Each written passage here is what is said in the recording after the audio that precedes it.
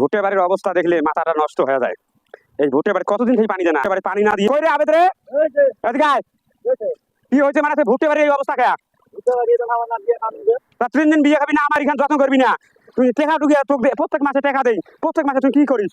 হ্যাঁ তারা দেখ এই কে বলে যে মাঝা আসছে, কে বলে যে ভুট্টে ধরছে, এখন এই ভুট্টে তো সমস্যা হয়ে যাবে এই পানি না পেলে। হ্যাঁ তুই কি করিস? তুই দেখা এত কষ্ট করি ঢাকার মধ্যে কামাই করি রে, তো বাড়ি থুসি যে আমার ভাইটা ছোটটা একটু আমাকে আগে দিবে, আমি এত কষ্ট করে কামাই করি। হ্যাঁ আর তুই এরা ভুট্টে বাড়ি পানি দেয় না, এই ভুট্টে বাড়ি ভুট্টে বাড়ি হ্যাঁ তুই ভালো করি আবার পানি টানি দিয়ে ভালো করে ইয়া করবি, পারে তুমি এইটা যদি আগে যদি আমি ভুট্টে ভালো না হয় তাহলে আমি আলাদা করে দিব, তো আমার আলাদা আমি হমু, তো আমি আর একটু খাবো না।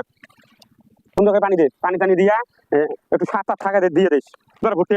হ্যাঁ বাদাম নিজের ভুঁই দেখি এই জন্য বোধহয় ভালো করছি, নাহলে কাজ করি টাকা কামাই করি এইদের মধ্যে পুরি তুরিয়া।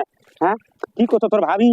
তোর ভাবি তো কই খালি টাকায় পাড়ে দাও, খালি টাকায় পাড়ে দাও, তুমি আর জোয়া তোয়া করিস নাকি আল্লাহ জানে। কই রে আবেদ রে, এই যে আজকে এই যে পুরে পুরে জায়গায় পানি নিয়ে কামলা ডুবছো তুমি।